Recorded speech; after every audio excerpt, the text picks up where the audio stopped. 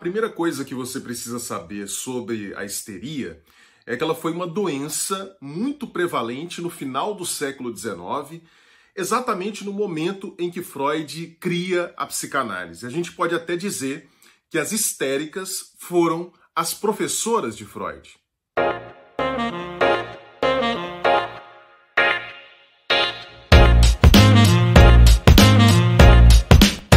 Olá pessoal, este é o primeiro vídeo de uma série que eu vou fazer aqui no canal sobre a histeria. Eu não sei quantos vídeos serão, se serão 3, se serão 4, a gente vai conforme as ideias forem aparecendo, mas eu pretendo fazer daqui para frente uma sequência de vídeos sobre a histeria. Muitas pessoas me perguntam, sobretudo quando eu abro as caixinhas de perguntas lá no Instagram, muitas pessoas me perguntam o que é a histeria, como é que a histeria se caracteriza. A gente está muito acostumado em psicanálise, atualmente, a falar da histeria como uma estrutura de personalidade, um padrão de personalidade. Mas eu acho que é muito importante que a gente entenda que, para além dos traços de personalidade que são característicos da histeria, a histeria é fundamentalmente uma doença, um tipo de patologia que pode apresentar características significativamente graves. Então, nesse primeiro vídeo, eu quero partir do começo.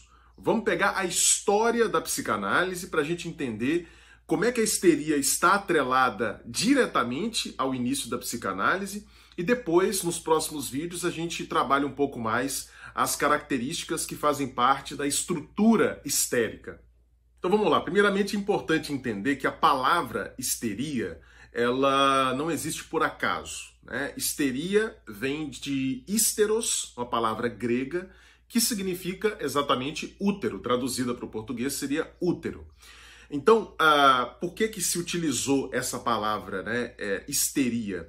Justamente porque se acreditava lá no final do século XIX, mesmo na antiguidade, foi quando essa expressão surgiu pela primeira vez, não foi na Idade Moderna, se acreditava que apenas mulheres apresentavam o que a gente chama hoje de histeria. Se acreditava que a histeria era uma doença de mulheres. E se acreditava também que a origem, a etiologia, a causa da histeria estaria relacionada justamente ao útero. Daí, histeros, histeria. De fato, quando a gente pega a distribuição dessa doença na população, o que a gente percebe de fato é que ela é muito mais prevalente em mulheres do que em homens. Mas isso não significa, hoje a gente já sabe disso, isso não significa que a histeria seja uma doença fundamentalmente feminina.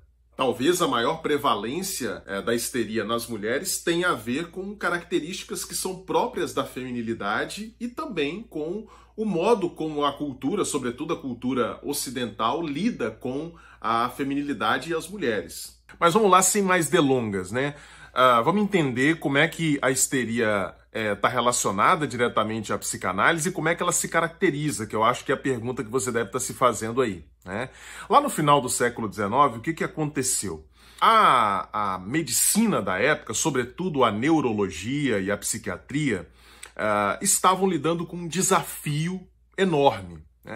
Isso por quê? Porque começavam a aparecer com muita frequência pessoas, sobretudo mulheres, que apresentavam determinados sintomas físicos, como, por exemplo, paralisias motoras, como ataques semelhantes a ataques epiléticos, como cegueiras, Essas pessoas apresentavam esses sintomas físicos, mas quando o médico ia fazer o exame físico para verificar o que estava acontecendo no corpo daquela paciente, o que ele verificava é que não havia nenhum dano físico.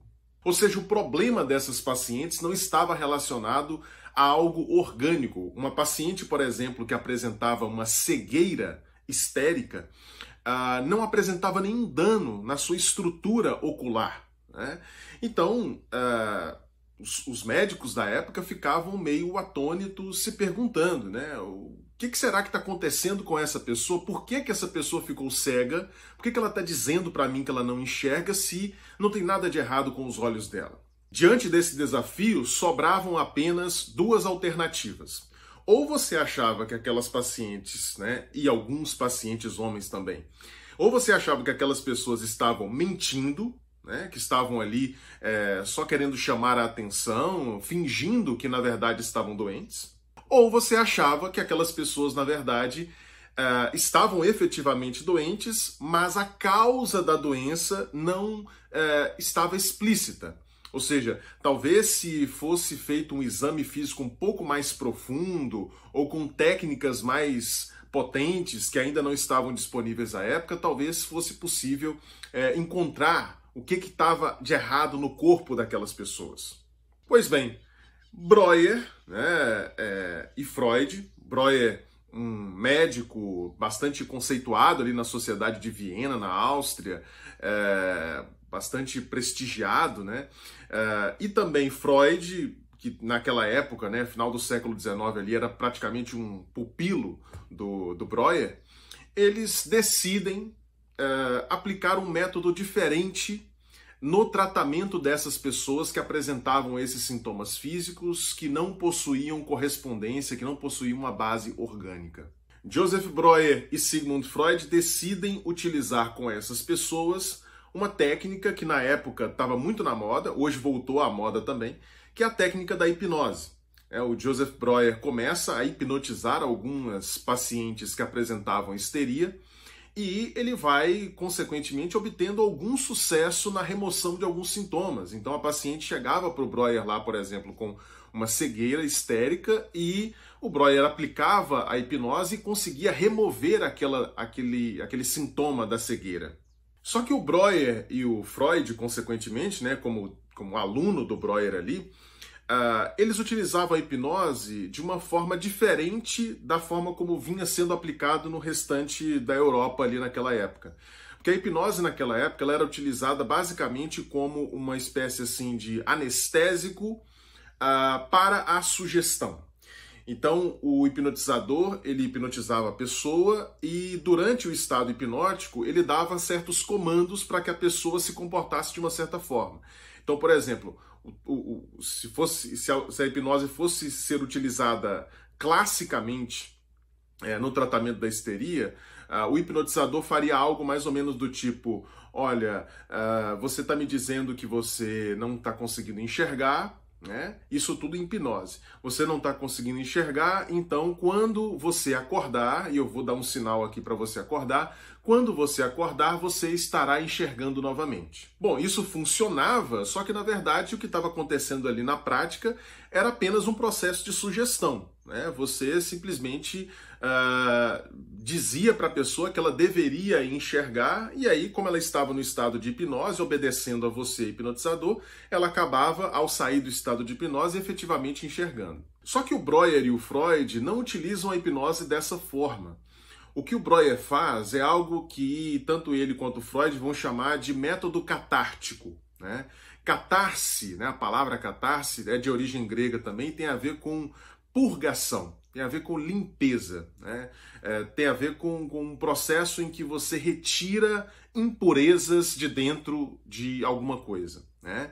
Então o método catártico, o pressuposto dele era de que você deveria retirar de dentro da mente, da psique, da pessoa, da histérica, do doente, as impurezas que lá estavam e que estavam provocando, nesse sentido, os sintomas. Então o que o Breuer fazia? O Breuer, ao invés de, em estado de hipnose, dar comandos para a paciente, o que ele fazia era levar a paciente a recuperar as memórias do momento em que o sintoma que estava sendo tratado apareceu. Então, por exemplo, pegando essa situação de uma paciente com uma cegueira histérica, o que o Breuer faria, né, nesse caso? Ele colocaria a paciente em estado de hipnose e dentro do estado de hipnose ele iria orientando a paciente para que ela trouxesse as memórias, e essas memórias só podiam ser trazidas em estado de hipnose mesmo, né? Para que a paciente trouxesse as memórias relativas ao primeiro momento em que aquele sintoma surgiu. E na maioria dos casos o Breuer conseguia sucesso, o Breuer e depois o Freud também conseguiam sucesso aplicando esse método.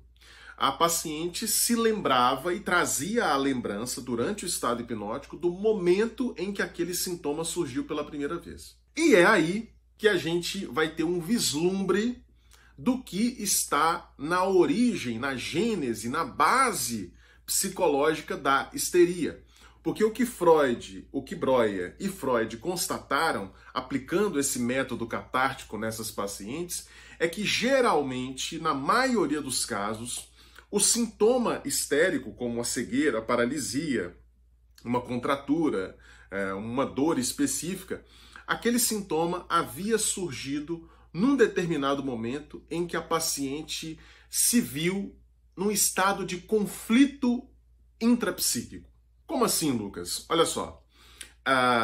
Na maioria dos casos, Breuer e Freud verificavam que no momento em que o sintoma surgiu, ou melhor, o sintoma surge como uma resposta a um determinado conflito. Conflito entre o quê? De um lado, a paciente tinha um desejo forte de fazer algo, e do outro lado, a paciente também tinha um desejo forte de se conter. Então, haviam duas inclinações dentro dela.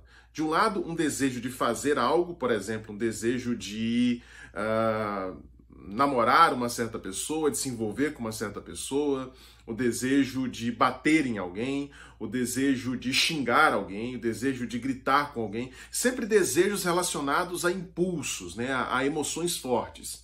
E do outro lado, essa mesma paciente tinha o desejo de se conter, tinha uma inclinação para se manter impassível, sem se deixar levar por aqueles impulsos.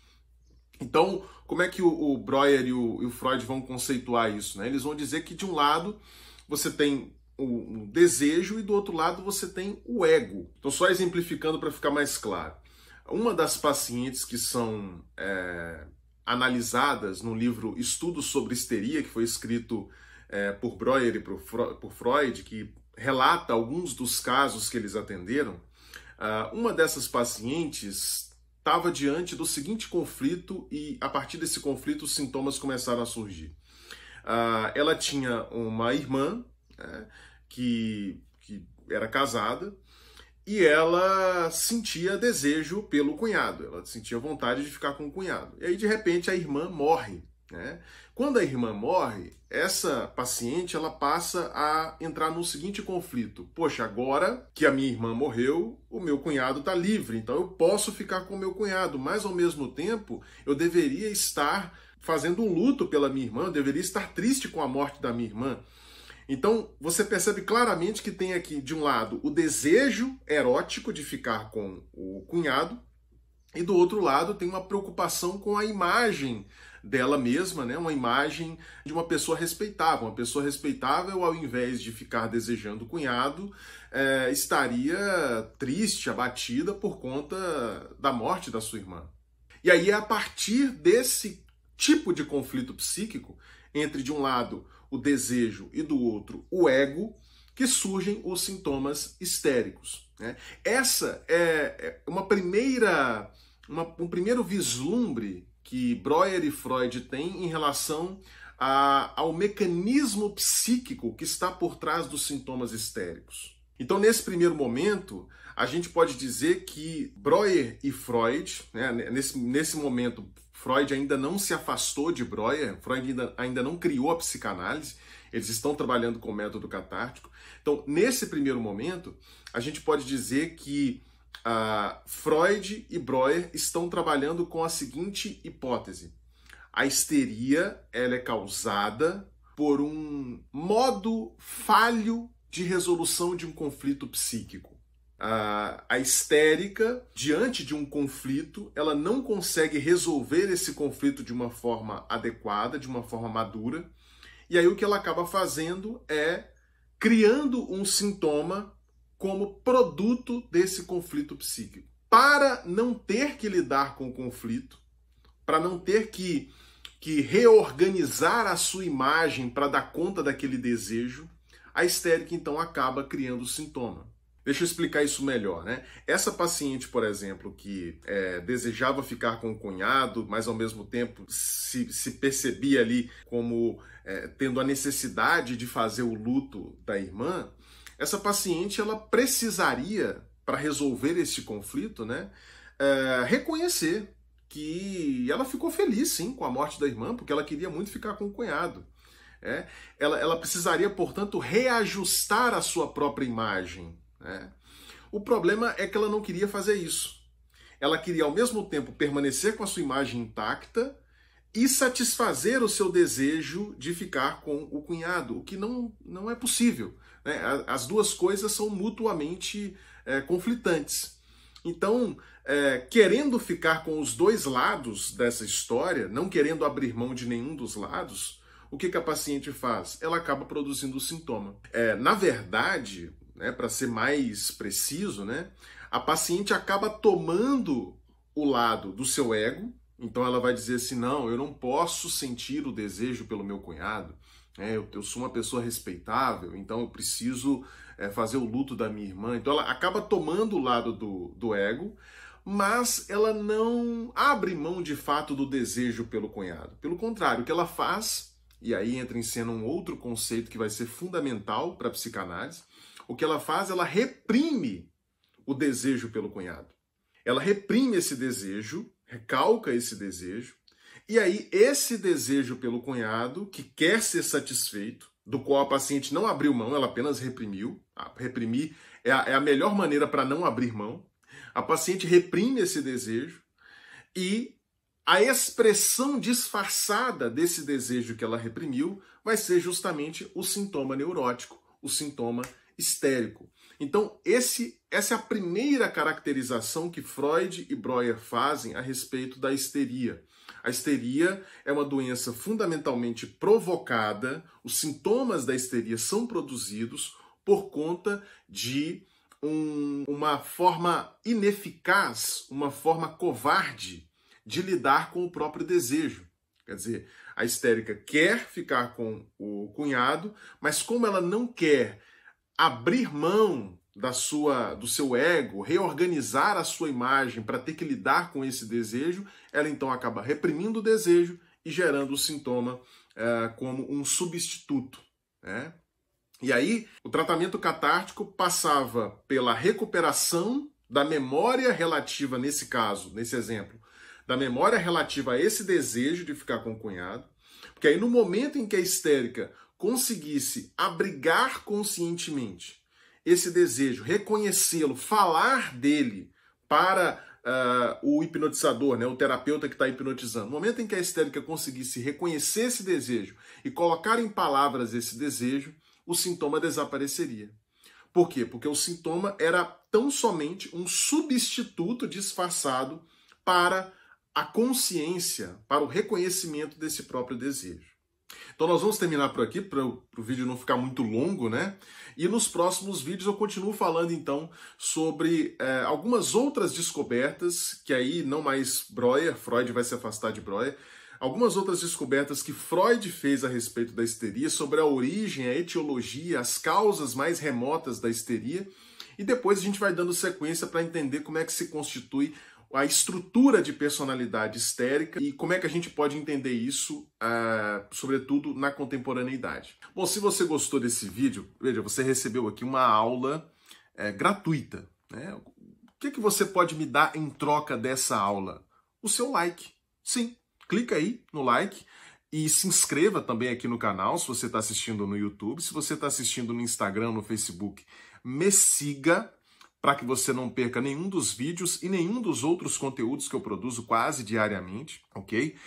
E se você gosta de psicanálise e quer se aprofundar no estudo da teoria psicanalítica, eu escrevi 2 e-books. O primeiro chamado O que um psicanalista faz, que como o próprio nome já diz, nele eu explico a atuação do psicanalista, como é que o psicanalista trabalha no consultório, e também um outro e-book chamado Psicanálise em Humanês, no qual eu apresento 16 conceitos psicanalíticos cruciais, explicados de uma maneira fácil, clara e didática. Tá? Lá você vai encontrar, por exemplo, conceitos que a gente viu aqui, como o conceito de recalque, por exemplo. tá? E muitos outros, grande outro, objeto A, transferência e muitos outros. Então, se você gosta de psicanálise, está estudando psicanálise, você não pode perder. Compre os e-books, os links vão estar aqui na descrição. Beleza? Um grande abraço e a gente se encontra no próximo vídeo. Tchau, tchau.